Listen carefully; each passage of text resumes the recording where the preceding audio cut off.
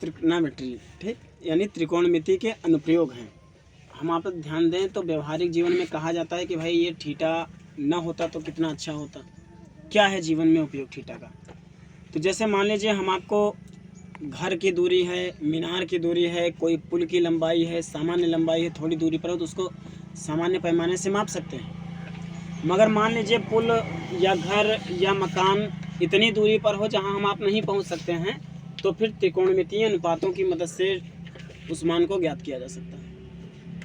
अब ऐसी दूरियां ज्ञात करने के लिए कुछ शब्दावली हम आपको चाहिए जो बहुत ही महत्वपूर्ण शब्दावली है। ये शब्दावली समझ में आ जाए तो फिर पाठ में आप पीछे वाले पाठ के सूत्रों के उपयोग से ही हल हो सकता है। तो इसमें सबसे पहले ध्यान आना चाहिए, एक दृष्टि रेखा होती है, यानी जैसे किसी वस्तु को हम देख रहे हैं, वस्तु मान लीजिए ऊपर है तो आंखें वस्तु को देख रही हैं, तो आंख से वस्तु को मिलाने वाली जो सरल रेखा है उसे दृष्टि रेखा कहेंगे।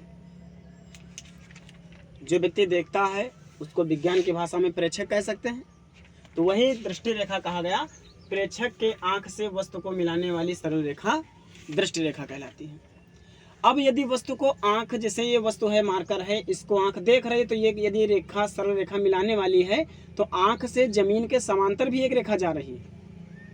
तो यदि आंख से समांतर जो जमीन के समांतर रेखा जा रही है उसे क्षैतिज रेखा कहते हैं। तो दो रेखाएं ध्यान रखना है, एक तो दृष्टि रेखा, एक तो क्षैतिज रेखा।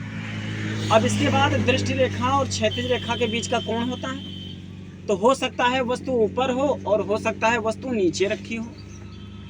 तो यदि वस्तु ऊपर है तो फिर वस्तु और प्रेक्षक की आंख को मिलाने वाली जो रेखा है, जैसे वस्तु मान लीजिए ऊपर है तो वस्तु है और प्रेक्षक यानी मनुष्य, इसकी आंख को मिलाने वाली जो रेखा है, और जो जमीन के समांतर क्षैतिज रेखा है, इसके बीच बने कोण को उन्नयन कोण कहते हैं।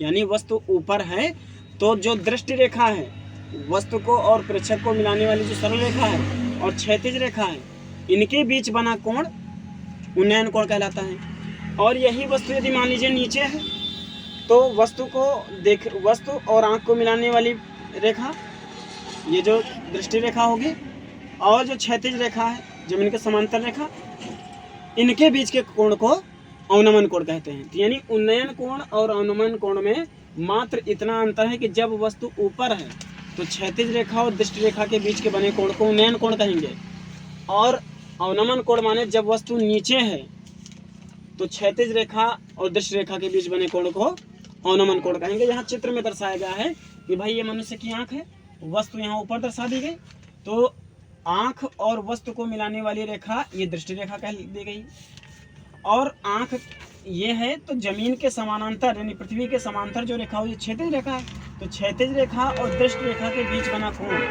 क्यों? जब वस्तु ऊपर है इसलिए उन्नयन कोण। ऐसे ही दूसरे में क्षैतिज रेखा और दृष्टि रेखा के बीच बना कोण अवनमन कोण है, जब दृष्टि रेखा क्या है, दृष्टि रेखा तो नीचे की ओर, क्यों नीचे है? क्योंकि वस्तु नीचे की ओर। जब वस्तु नीचे है तो अवनमन कोण कहेंगे, वस्तु ऊपर है तो उन्नयन कोण कहेंगे। दो विशेष स्थितियां होती हैं, उन्नयन कोण और अवनमन कोण हमेशा न्यून कोण होते हैं।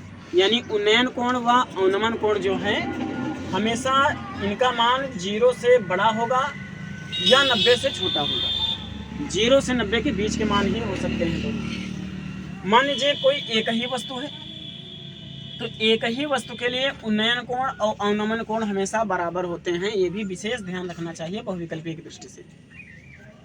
भाई जैसे क्षैतिज रेखा एक क्षैतिज रेखा है, तो दो क्षैतिज रेखा हैं, समांतर दोनों रेखाएं हैं, इनको एक तिर्यक रेखा काट रही हो, तो यहाँ एकांतर कोण बनेंगे। इस कारण से अवनमन कोण और उन्नयन कोण हमेशा बराबर होंगे। ये जो इतना कॉन्सेप्ट है, इतने पर ही पूरी प्रश्नावली है, और इतने से 6 अंक तक के सवाल आते हैं परीक्षा में।